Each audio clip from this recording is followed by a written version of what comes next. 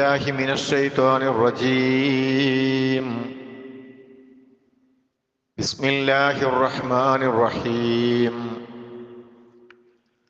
مثل الجنة التي وعد المتقون تجري من تحتها الأنهار أكلها دائم وظلها تلك عقبى الذين اتقوا وعقبى الكافرين النار. ഏറെ സ്നേഹമുള്ള സത്യവിശ്വാസികളെ, വിശ്വാസിനികളെ, കരുണാമയനായ റബ്ബ് സുബ്ഹാനഹു വ തആലയുടെ കൽപ്പനകളും നിർദ്ദേശങ്ങളും ജീവിതത്തിൻ്റെ എല്ലാ സന്ദർഭങ്ങളിലും സാഹചര്യങ്ങളിലും സൂക്ഷിച്ച് തഖ്വയോടുകൂടി ഒരു യഥാർത്ഥ മുഅ്മിനായി ജീവിക്കാൻ ശ്രദ്ധിക്കണമെന്ന് വിശുദ്ധ റമദാനിൻ്റെ ഈ അവസാനത്തെ ധന്യമായ സമയത്തെ ഓർമ്മപ്പെടുത്തിക്കൊണ്ട് ഓരോരുത്തരോടും പ്രത്യേകമായി വസിയത്ത് ചെയ്യുകയാണ്. കുട്ടികളൊക്കെ ഒന്ന് സൊഫായിട്ടിരിക്കുക, ചാരിത്തൊക്കെ ഒന്ന് ഒഴിവാക്കിയാൽ അതാണ് നല്ലത്. വൈകി വരുന്ന ആളുകൾക്ക് അവിടെ ഇരിക്കാനും ഒക്കെ സൗകര്യവും. സഹോദരങ്ങളെ, വിശുദ്ധ റമദാനിൻ്റെ അവസാനത്തിലേക്ക് നമ്മൾ എത്തിക്കൊണ്ടിരിക്കുകയാണ്. ഇനി ഏറിയാൽ 2-3 നോമ്പുകൾ മാത്രമാണ് ഈ വർഷം നമ്മളോട് ചേരുന്നത്. അതിനുള്ള തൗഫീഖ് അല്ലാഹു നമുക്ക് നൽകുമാറാവട്ടെ. ഇനിയൊരു റമദാൻ വരണമെങ്കിൽ അടുത്ത ഒരു വർഷം നമ്മൾ കാത്തിരിക്കണം. അതുകൊണ്ട് തന്നെ റമദാനിൽ നാം ഒരുപാട് കാര്യങ്ങൾ അനുഷ്ഠിച്ചിട്ടുണ്ട്, ഒരുപാട് കർമ്മങ്ങൾ ചെയ്തിട്ടുണ്ട്, ഒരുപാട് ഖുർആൻ നമ്മൾ പാരായണം ചെയ്തു, ദാനധർമ്മങ്ങൾ എമ്പാടും നമ്മൾ അധികരിപ്പിച്ചിട്ടുണ്ട്. രാത്രി നമസ്കാരങ്ങളിലൊക്കെ നമ്മൾ സജീവമായി പങ്കെടുത്തു, പകലിൽ നോമ്പെടുത്തു. പരമാവധി നമ്മുടെ വാക്കുകളെ നിയന്ത്രിക്കാൻ നമ്മളെ കൊണ്ട് സാധിച്ചിട്ടുണ്ട്. അങ്ങനെ എല്ലാ നിലക്കും ഒരു മാറ്റത്തിൻ്റെ സമയവും സന്ദർഭവുമാണ് നമ്മിലൂടെ കടന്നുപോയത്. ഈ റമദാൻ നമ്മിൽ നിന്ന് യാത്ര ചോദിക്കുമ്പോൾ നല്ല രൂപത്തിൽ യാത്രയാക്കുക എന്നുള്ളത് വിശ്വാസികളായ നമ്മുടെ കർത്തവ്യമാണ്. നമുക്കറിയാം, ആകാശവും ഭൂമിയും അവയ്ക്കയുടെ ഇടയിലെ അന്തേവാസികളായ നമ്മളും ഈ കോടാനുകോടി ജീവജാലങ്ങളുടെ സൃഷ്ടാവുമായ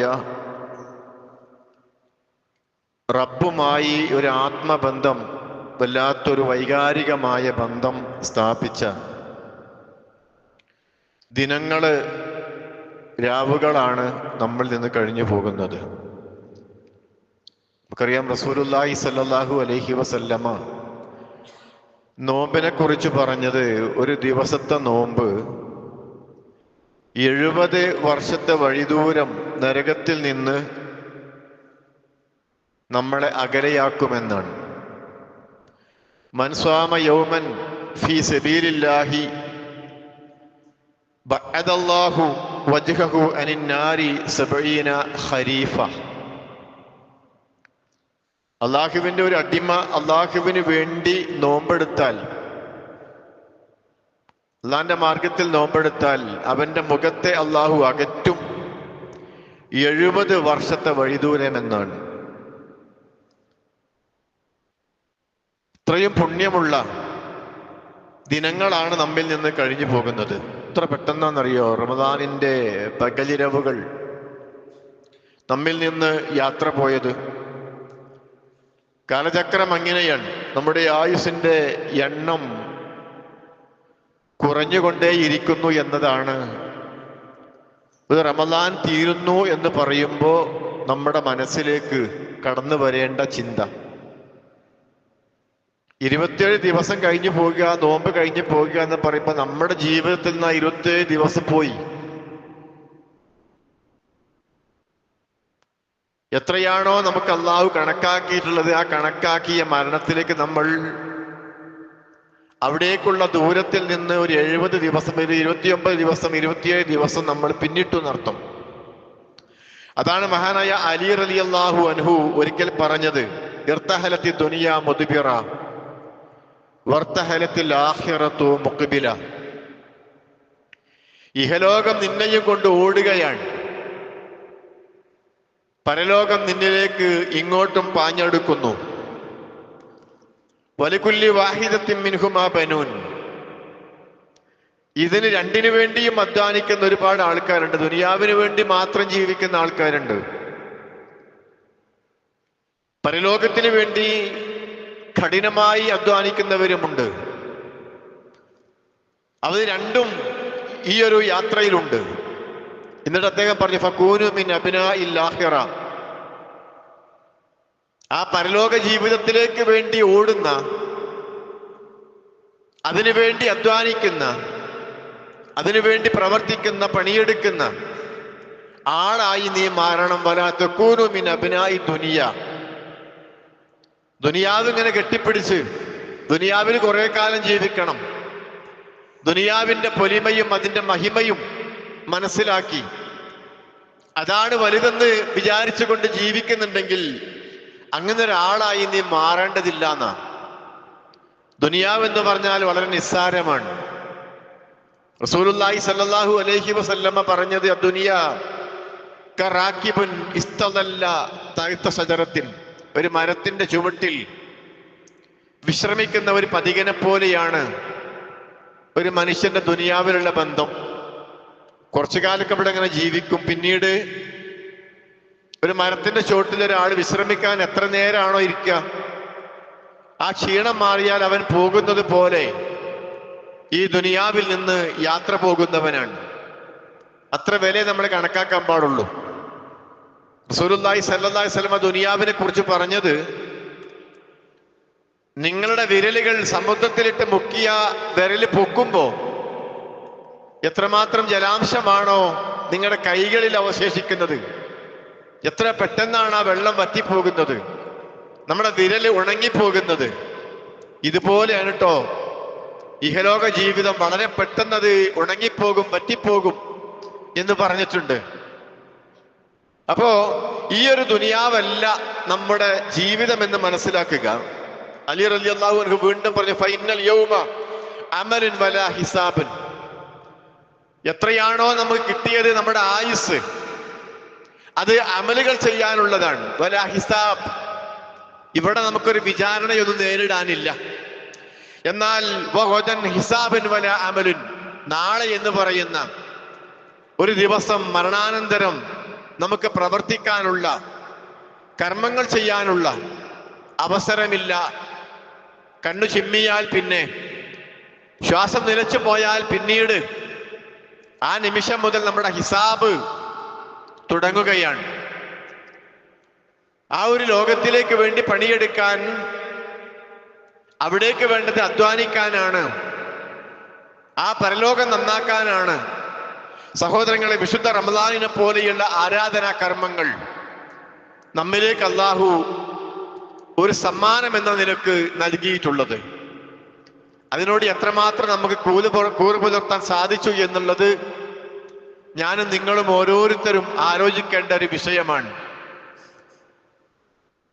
നമ്മുടെ പരലോകത്തിലേക്ക് നമ്മൾ എന്ത് നേടി എന്നുള്ളത് ആലോചിക്കേണ്ടതുണ്ട്. എവിടെയെങ്കിലും പോലെ പോരായ്മ ഉണ്ടെങ്കിൽ അത് നികത്താനുള്ള ഇഞ്ചുറി ടൈമാണ് ഈ അവസാന രാപ്പകലുകൾ എന്ന് പറയുന്നത്. പല പള്ളികളിലും നമുക്കറിയാം, ഇത്തികാഫിനും ജമാഅത്തിനുമൊക്കെ ആളുകൾ 25-ന് ശേഷം നേരിയൊരു വർധനവുണ്ടായിട്ടുണ്ട്. ഈ ഒരു ഈമാൻ അത് തൽക്കാലത്തേക്ക് മാത്രമല്ല, എക്കാലത്തും ഉണ്ടാകേണ്ടതാണ്. റസൂലുള്ളാഹി പറഞ്ഞാൽ ഈമാൻ യൻഖുസു വയസീദു, ഈമാൻ അത് ഏറിയും കുറഞ്ഞു നിൽക്കും.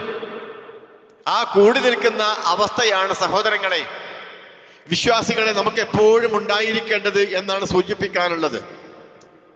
നമുക്കൊരു മടക്ക യാത്രയുണ്ട്. ആ മടക്ക യാത്രയിൽ കൊണ്ടുപോകാനുള്ളതെന്ത് എന്ന് ആലോചിച്ചുകൊണ്ട് നമ്മൾ ഓരോരുത്തരും മുന്നോട്ട് പോകണമെന്നാണ് ഈ സന്ദർഭത്തിൽ എനിക്ക് നിങ്ങളോട് ഓർമ്മപ്പെടുത്താനുള്ളത്. നമുക്കറിയാം, മഹാനായ സ്വഹാബി അബ്ദുല്ലാഹി ഇബ്നു മസ്ഊദ് റളിയല്ലാഹു അൻഹു, അദ്ദേഹം പറഞ്ഞ ഒരു സംഭവം ഉണ്ട്. എന്താന്ന് വെച്ചാൽ, നമുക്കൊക്കെ പല കാരണങ്ങൾ കൊണ്ടും ജീവിതത്തിൽ സങ്കടങ്ങളും പ്രയാസങ്ങളൊക്കെ വരാറുണ്ട്. ദുനിയാവിന്റെ വിഷയത്തിലാവും, ചിലപ്പോ നമ്മുടെ ബിസിനസ്സിൽ ഉണ്ടായ വേരിയേഷൻ ആകും. നമ്മൾ വിചാരിച്ചിട്ടും റമദാനിൽ വേണ്ടത്ര കച്ചവടം നടന്നില്ല. ഇത് ഒരു പക്ഷേ നമുക്കൊരു നേരിയ സങ്കടം, പ്രയാസം ഉണ്ടാക്കും. അല്ലെങ്കിൽ നമ്മൾ വിചാരിച്ചൊരു കാര്യം നടക്കാത്തതിന്റെ പേരിൽ നമുക്ക് സങ്കടങ്ങളും ദുഃഖങ്ങളും ഉണ്ടാകും. പക്ഷെ അബ്ദുല്ലാഹി ഇബ്നു മസ്ഊദ് റളിയല്ലാഹു അൻഹു പറയാണ്, എന്റെ ആയുസ് കുറഞ്ഞുകൊണ്ടേയിരുന്നിട്ടും കർമ്മങ്ങൾ അധികരിപ്പിക്കാൻ കഴിഞ്ഞില്ലല്ലോ എന്ന് ഓർത്തുകൊണ്ടല്ലാതെ എനിക്കൊരു ദിവസം പോലും ഒരു സങ്കടം ഉണ്ടായിട്ടില്ല. എന്താണ്? ഒരു ദിവസം കഴിഞ്ഞു പോകുമ്പോ എന്റെ കർമ്മങ്ങൾ അധികരിപ്പിക്കാൻ കഴിഞ്ഞില്ലല്ലോ എന്ന സങ്കടം, അതാണ് എന്റെ ജീവിതത്തിൽ ഉണ്ടായ ഏറ്റവും വലിയ സങ്കടമെന്ന് അബ്ദുല്ലാഹി ഇബ്നു മസ്ഊദ് റളിയല്ലാഹു അൻഹു പറയുമ്പോ, സഹോദരങ്ങളെ, നമ്മളൊക്കെ ഒന്ന് ആലോചിക്കണം. നമുക്ക് എപ്പോഴെങ്കിലും അങ്ങനെ തോന്നിയിട്ടുണ്ട്, പടച്ചോനെ, എന്റെ അന്നത്തെ ദിവസം കഴിഞ്ഞു പോകുമ്പോ എന്റെ മരണാനന്തര ജീവിതത്തിലേക്ക് എനിക്ക് വേണ്ടതൊന്നും ചെയ്യാൻ കഴിഞ്ഞില്ലല്ലോ എന്നുള്ള സങ്കടം, ഒരു പ്രയാസം, ഒരു മനസ്സിൽ കുത്ത്, അത് നമുക്ക് വല്ലപ്പോഴും ഉണ്ടായിട്ടുണ്ടോ? ഉണ്ടെങ്കിൽ നമ്മൾ രക്ഷപ്പെട്ട ഒരു തോന്നലാണ് എപ്പോഴും നമുക്ക് ഉണ്ടാകേണ്ടത് എന്നാണ് എനിക്ക് സൂചിപ്പിക്കാനുള്ളത്. വിശുദ്ധ ഖുർആനിൽ ഞാൻ ഓതി കേൾപ്പിച്ച ആയത്ത് നമുക്കറിയാം. സൂറത്തുർ റഅദിലെ 13-ാമത്തെ അധ്യായത്തിലെ 35-ാമത്തെ ആയത്താണ്. വിശ്വാസികളായ നമ്മളെ സംബന്ധിച്ചിടത്തോളം അള്ളാഹു നമുക്ക് വേണ്ടി സജ്ജമാക്കിയിട്ടുള്ള സ്വർഗം, ആ സ്വർഗത്തെ കുറിച്ച് നമ്മൾ പറഞ്ഞു, ആകാശഭൂമികളോളം വിശാലമാണ്. അത് നൽകുന്നത് ആർക്കാണ്? ഉഇദ്ദത്തുൽ മുത്തഖീൻ, മുത്തഖീങ്ങൾക്ക് വേണ്ടിയിട്ടാണ്. നോമ്പ് കൊണ്ട് അള്ളാഹു നമ്മിൽ നിന്ന് ലക്ഷ്യമാക്കിയത് ഒരു മുത്തഖിയാകാനാണ്.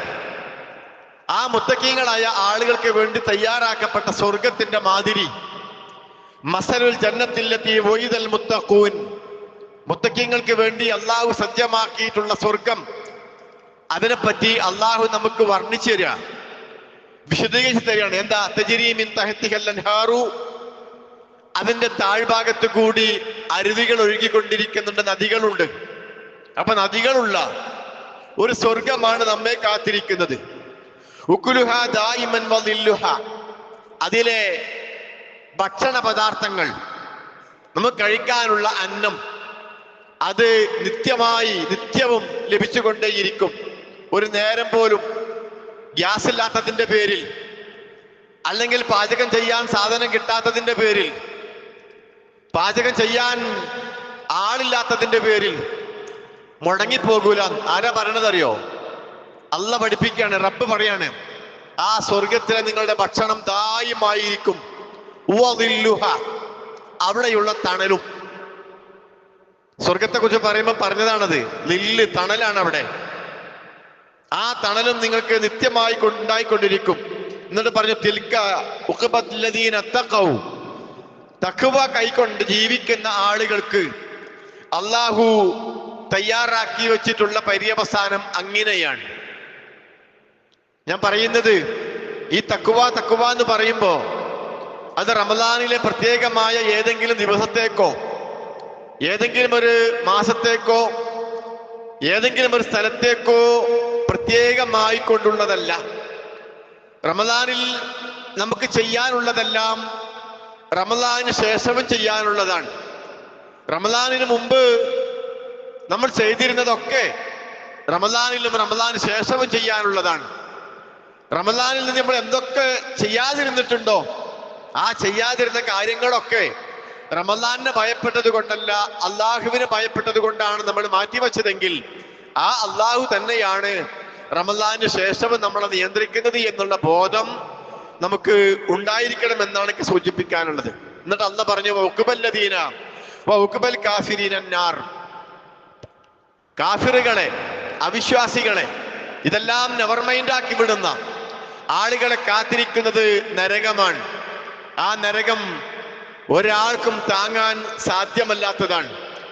അതുകൊണ്ട് സൂചിപ്പിക്കാനുള്ളത്, വിശുദ്ധ റമദാനിൽ നമ്മൾ ഏതൊരു അവസ്ഥയിലാണോ ഉള്ളത് ആ അവസ്ഥയിൽ നിന്ന് ഒരു പടി ഉയരുകയല്ലാതെ താഴ്ന്നു പോകുന്ന ഒരു അവസ്ഥ നമുക്ക് ഉണ്ടാകാൻ പാടില്ല എന്നാണ് വിശുദ്ധ റമദാനിന്റെ ഈ അവസാനത്തിൽ നിങ്ങളോട് എനിക്ക് സൂചിപ്പിക്കാനുള്ളത്. കാരണം നമുക്കൊക്കെ നിശ്ചയിച്ചിരിക്കുന്ന മരണത്തെക്കുറിച്ചുള്ള കൃത്യമായ ഒരു ബോധം സഹോദരങ്ങൾ നമുക്ക് ഉണ്ടായിരിക്കണം. എന്താണ് എൻ്റെ ജീവിതത്തിൽ ഞാൻ മരണത്തിലേക്ക് പ്രവേശിക്കുമ്പോൾ എൻ്റെ കൂടെ പോരാൻ എന്തുണ്ടാകുമെന്നുള്ള ഒരു ചോദ്യം നമ്മൾ ബാക്കി വെക്കേണ്ടതുണ്ട്.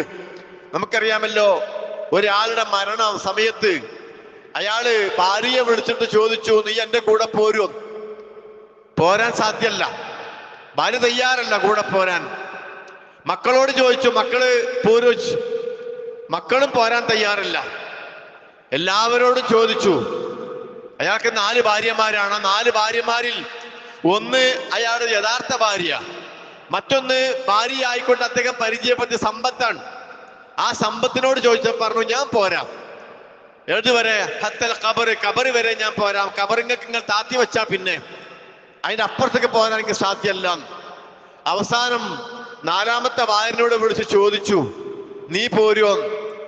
അത് ആ ഭാര്യ പറയാണ്, ഞാൻ പോരാം താങ്കളുടെ കൂടെ. ആ ഭാര്യയെ പരിചയപ്പെടുത്തിയത് അദ്ദേഹത്തിന്റെ കർമ്മങ്ങളായിട്ടാണ്.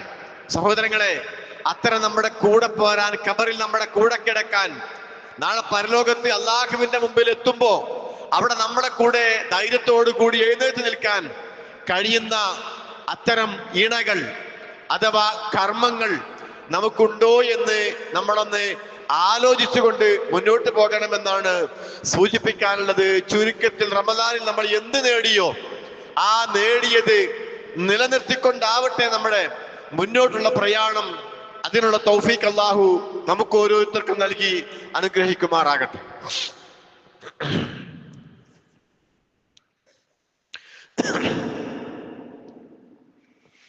അൽഹംദുലില്ലാഹ് വസ്സലാത്തു വസ്സലാമു അലാ റസൂലില്ലാഹ് വഅലാ ആലിഹി വഅസ്ഹാബിഹി അജ്മഈൻ. അമ്മാ ബഅദ് അയ്യുഹന്നാസ് തഖുല്ലാഹ ഇബാദല്ലാഹ്. കഴിഞ്ഞ ആഴ്ചയൊക്കെ വല്ലാതെ നീണ്ടുപോയിട്ടുണ്ട് ഖുതുബ. നമ്മൾ ഒരു വിഷയം പ്രിപ്പയർ ചെയ്ത് വരുമ്പോൾ അത് മുഴുവനും പറയാതെ ഇറങ്ങാൻ തോന്നൂല. സാധാരണ പറയാറുള്ളത് വൈദ്യരെ പിടിച്ച് കാടിട്ടാനാക്കിയ മാതിരിയാണ്. വൈദ്യരെ പണിയൊക്കെ നിർത്തിക്കാണ്ട് കാടിട്ടാൻ പോയി. അങ്ങനെ ഒരാൾ വിളിച്ചുകൊണ്ടിട്ട് അയാളോട് പറഞ്ഞു, നിങ്ങൾ കൂലിപ്പണിക്ക് വരുമ്പോൾ എൻ്റെ പറമ്പിലെ കാടൊക്കെ വെട്ടിക്കോളി എന്ന് രാവിലെ പറഞ്ഞ് പറമ്പിൽ കൊണ്ടയാക്കിയിട്ട് വൈകുന്നേരം നിങ്ങൾക്ക് കൂലി തരാനാകുമ്പോൾ ഞാൻ തിരിച്ചു വന്നോളട്ടോ എന്ന് പറഞ്ഞു വൈകുന്നേരത്ത് കൂലി എടുക്കാൻ വന്ന് നോക്കുമ്പോൾ ആ കാടൊക്കെ അവിടെ തന്നെ ഉണ്ട്. അപ്പൊ വൈദ്യരോട് ചോദിച്ച്, നിങ്ങൾ എന്ത് പണിയാണ് കട്ടത്? ഞങ്ങൾ കൂലിപ്പണിക്ക് ഏൽപ്പിച്ചിട്ട് ഒരു അപ്പന്റെ കൊമ്പ് പോലും നിങ്ങൾ വെട്ടിയിട്ടില്ലല്ലോ എന്ന് പറഞ്ഞപ്പോ അയാൾ പറഞ്ഞോലോ, എങ്ങനെ ഞാൻ അതൊക്കെ വെട്ടിക്കളി, ഇതൊക്കെ മരുന്നാണ് എന്ന് വൈദ്യര് തിരിച്ചു പറഞ്ഞൊരു അനുഭവമുണ്ട്. ഞാൻ പറഞ്ഞെന്താന്ന് വെച്ചാൽ നമ്മളിങ്ങനെ തയ്യാറാക്കി വന്ന വിഷയങ്ങൾ പറയാതെ ഇപ്പോൾ ഇറങ്ങാൻ തോന്നില്ല. അപ്പൊ ഇന്ന് എന്തായാലും അത് കൺട്രോൾ ചെയ്യണം എന്നുള്ളൊരു ബോധത്തോടു കൂടി തന്നെയാണ് ഇങ്ങോട്ട് പോകുന്നത്. 1-2 കാര്യങ്ങൾ മാത്രം പറഞ്ഞുകൊണ്ട് ഞാൻ അവസാനിപ്പിക്കാം. സഹോദരങ്ങൾ, നമുക്കറിയാം റമദാനില് അള്ളാഹു നമ്മളോട് പറഞ്ഞിട്ടുള്ള ഒരു വിഷയം ഒന്ന് കഴിഞ്ഞ നമ്മൾ പറഞ്ഞിട്ടുണ്ട്, ദാനധർമ്മങ്ങളെ കുറിച്ച് മറ്റൊക്കെ. അതൊക്കെ എല്ലാവരും മുൻപന്തിയിലാണെന്ന് ഞാൻ മനസ്സിലാക്കണം. അതേ പ്രകാരം നമ്മുടെ ജമാഅത്തിന്റെ കാര്യത്തിലും നിസ്കാരത്തിന്റെ കാര്യത്തിലൊക്കെ ആരും ഒരു വിട്ടുവീഴ്ച ചെയ്തിട്ടുണ്ടാകൂല എന്ന് തോന്നുകയാണ്. അൽഹംദുലില്ലാഹ് പാലക്കൽ പള്ളി ഉദ്ഘാടനം ചെയ്തതിന് ശേഷം ഏറെ സന്തോഷം തോന്നുന്ന ഒരു ദിവസമാണെന്ന്. കാരണം ഇത്രയും ആളുകൾ നമ്മുടെ ഈ പള്ളിയിൽ കൂടാനുണ്ടല്ലോ എന്നുള്ളത്. അല്ലാത്ത സമയങ്ങളിലൊക്കെ ജോലിയും മറ്റു സംബന്ധമായ കാര്യങ്ങളൊക്കെ വേണ്ടി പുറത്തു പോകുന്നതാകും എന്ന് വിചാരിക്കുന്നു. എന്നാലും നമ്മളെ ഇവിടെ ഉള്ള ആളുകളൊക്കെ ഒന്ന് വെള്ളിയാഴ്ച പരമാവധി പീടിയൊക്കെ അടച്ചിട്ട് കണ്ട് ജോലിക്കൊന്നും പോകാതെ നിൽക്കണം എന്നല്ല, ഇവിടെ തന്നെ ഉണ്ടാകാൻ വേണ്ടി ശ്രദ്ധിക്കാം. അത് ഈ ഒരു സ്ഥാനത്ത് കയറി നിന്ന് കണ്ട് അങ്ങോട്ട് നോക്കുമ്പോഴാണ് അതിന്റെ സന്തോഷം നിങ്ങൾക്ക് മനസ്സിലാകുള്ളൂ. അപ്പൊ അതുകൊണ്ട് ആ കാര്യം ശ്രദ്ധിക്കാം. മറ്റൊരു കാര്യം പറയാനുള്ളത്, വന്നപ്പോൾ എന്നോട് സൂചിപ്പിച്ചൊരു വിഷയമാണ് നമ്മുടെ ഈ പള്ളിയുടെ സാമ്പത്തികമായ സഹായം അത് എല്ലാവരെ കൊണ്ടും അവനവനെ കൊണ്ട് കഴിയുന്നത് പറ്റ ചെറുതാകാതെ ഒന്നെല്ലാവരും കാര്യമായി സഹകരിക്കാൻ വേണ്ടി ബന്ധപ്പെട്ടവർ നമ്മളോട് ആവശ്യപ്പെട്ടിട്ടുണ്ട്. നമ്മളൊക്കെ വരിസംഖ്യ കൊടുക്കണവരാണ്. എന്നാലും റമദാനിലൊരു സംഖ്യ എൻ്റെ പള്ളിക്ക് എന്ന് വിചാരിച്ചിട്ട് നെയ്യത്തോടു കൂടി കൊടുത്താൽ നമുക്കറിയാലോ, ഒന്നിന് ഒരു കതിരിൻ്റെ മാതിരി എന്ന് പറഞ്ഞില്ലേ, ആ ഒരു കതിരിമേൽ 100 ധാന്യമണികളുണ്ട്. ആ 100 ധാന്യമണികൾ വീണ്ടും അത് ആയിരക്കണക്കിനുള്ള കതിർമണികളായിട്ട് വരും. ധർമ്മത്തിനെ കുറിച്ച് പറഞ്ഞപ്പോൾ ഖുർആൻ അങ്ങനെയൊക്കെയാ പറഞ്ഞത്. അപ്പൊ അതുകൊണ്ട് ആ കാര്യം ശ്രദ്ധിക്കുക. മറ്റൊരു കാര്യം സൂചിപ്പിക്കാനുള്ളത് ഫിത്ർ സക്കാത്തിന്റെ വിഷയമാണ്. ഞാൻ കഴിഞ്ഞ ആഴ്ച നിസ്കാരത്തിന് ശേഷം പറഞ്ഞിരുന്നു, 110 രൂപയാണ് നമ്മുടെ ഫിത്ർ സക്കാത്തിന്റെ വിഹിതം. ആരെങ്കിലും ഇനി കൊടുക്കാൻ ബാക്കിയുണ്ടെങ്കിൽ അത് കൊടുക്കണം.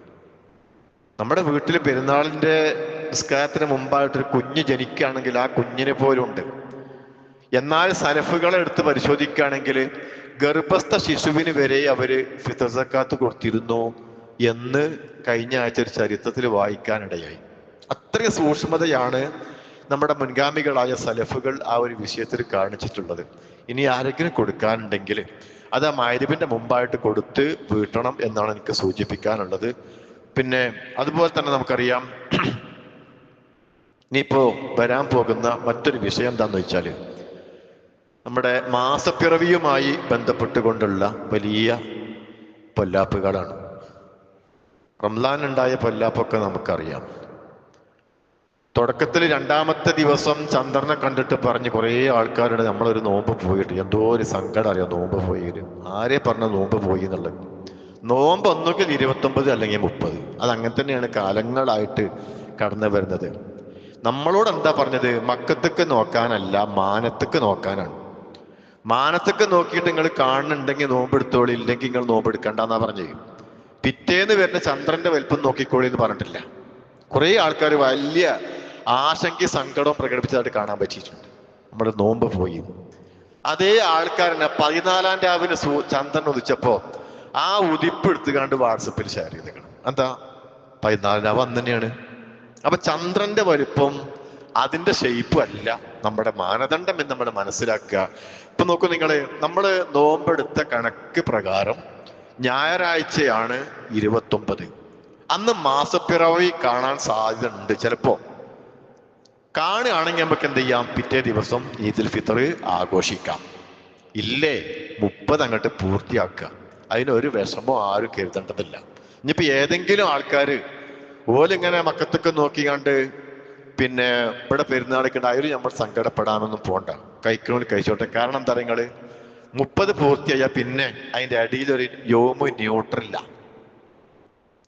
ഒരു യോമ് ന്യൂട്രല്ല. പിറ്റേ ദിവസം പെരുന്നാൾ കഴിക്കണം. അവര് കഴിച്ചോട്ടെ, അതിൽ നമുക്ക് വിഷമൊന്നുമില്ല.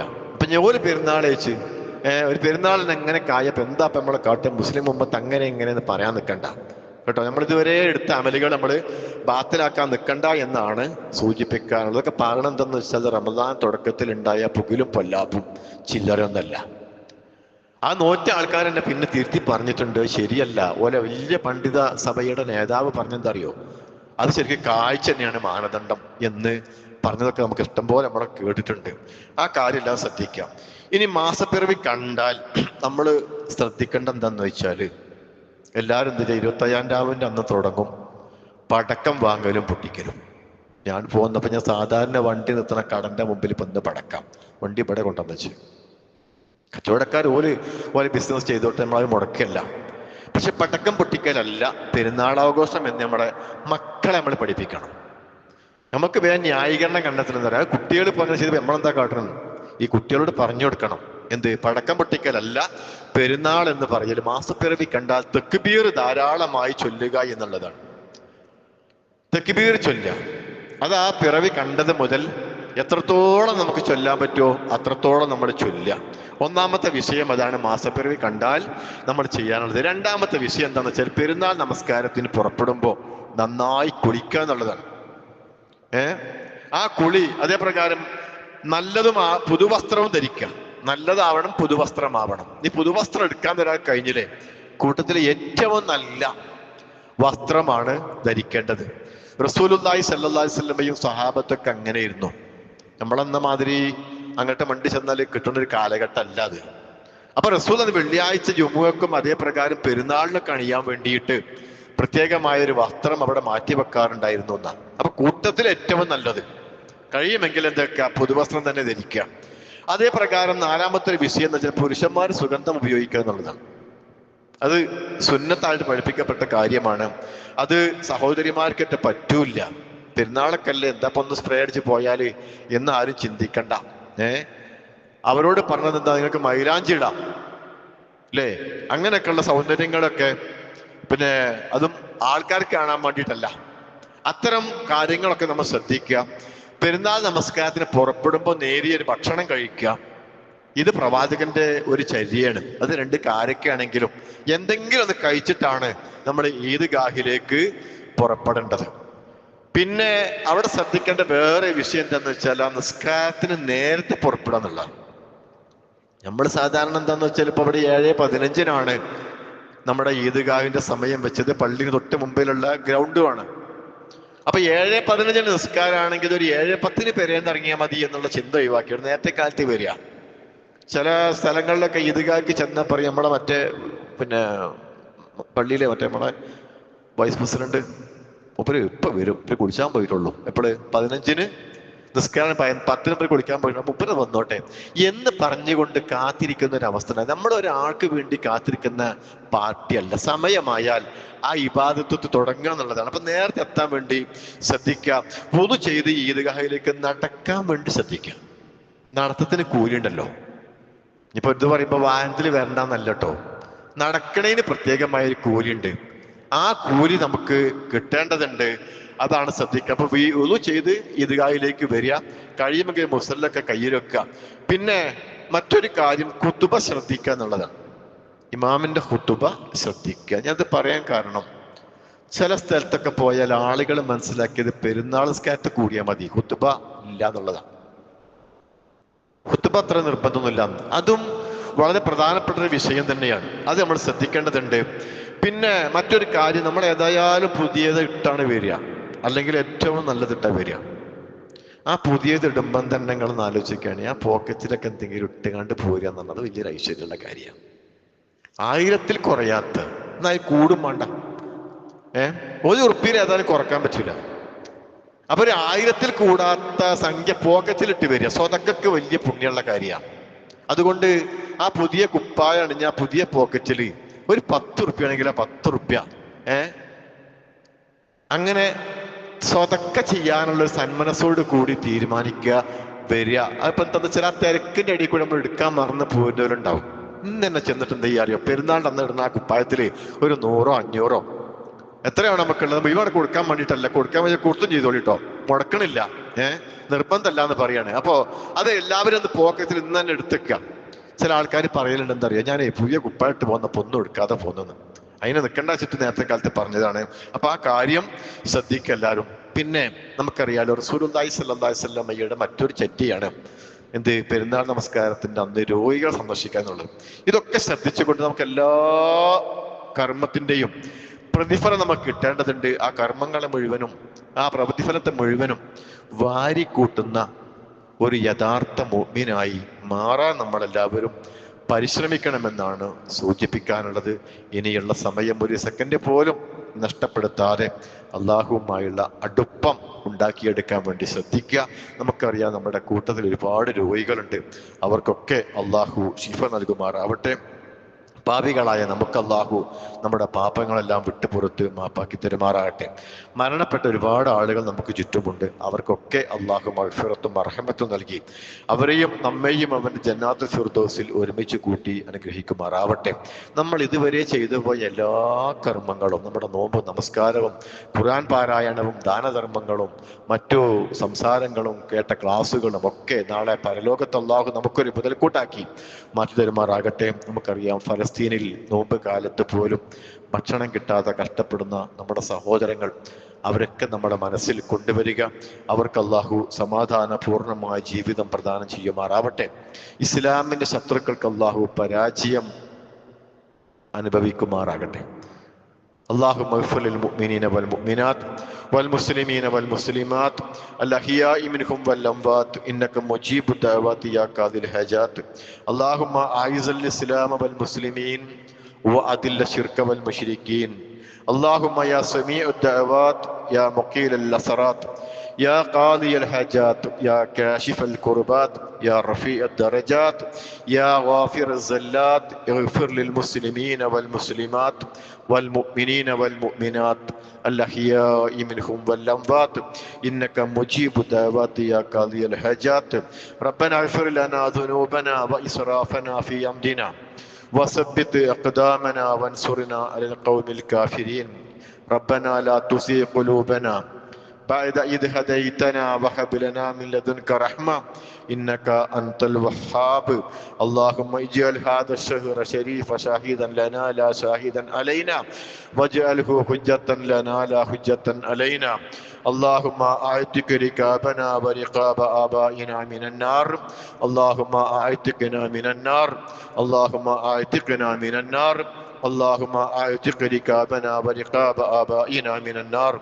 اللهم اكتبنا في عتقائك من النار في رمضان. اللهم إنك عفو تحب العفو فاعف عنا. اللهم إنك عفو تحب العفو فاعف عنا. اللهم دمر أعداءنا وأعداء الدين واخمي حوزة الإسلام يا رب العالمين. ربنا تقبل منا إنك أنت السميع العليم وتب علينا إنك أنت التواب الرحيم. اللهم انصر إخواننا في فلسطين. اللهم انصر إخواننا في فلسطين. اللهم انصر إخواننا في فلسطين. اللهم انصر إخواننا في غزة. اللهم انصر إخواننا في غزة. اللهم ثبت أقدامهم. اللهم اشفي جرحاهم. اللهم تقبل شهداءهم. اللهم إنهم جوعى فأطعمهم. اللهم إنهم مظلومون فانصرهم. اللهم أهلك قوة الصهاينة المحتلين. اللهم أنزل عليهم عذابك يا رب العالمين. اللهم أعز الإسلام والمسلمين وأذل الشرك والمشركين. ربنا هب لنا من أزواجنا وذرياتنا قرة أعين واجعلنا للمتقين إماما. ربنا أفرغ علينا صبرا وثبت أقدامنا وانصرنا على القوم الكافرين. ربنا لا تؤاخذنا إن نسينا أو أخطأنا. ربنا ولا تحمل علينا إصرا كما حملته على الذين من قبلنا. ربنا ولا تحملنا ما لا طاقة لنا به واعف عنا واغفر لنا وارحمنا أنت مولانا فانصرنا على القوم الكافرين. ربنا آتنا في الدنيا حسنة وفي الآخرة حسنة وقنا عذاب النار. توفنا مسلمين والحقنا بالصالحين. آمين آمين برحمتك يا أرحم الراحمين والحمد لله رب العالمين.